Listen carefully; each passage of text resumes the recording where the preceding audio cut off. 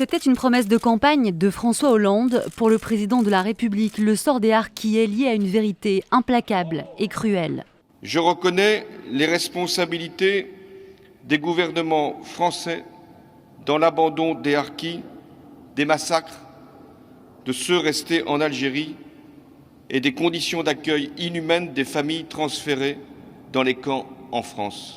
Mieux vaut tard que jamais, c'est le sentiment ressenti par les harkis présents à cette cérémonie. Mais pour eux, cette reconnaissance doit s'accompagner de mesures concrètes, quel que soit le contexte politique. Elle est importante pour penser les blessures, mais elle a aussi une portée juridique très lourde.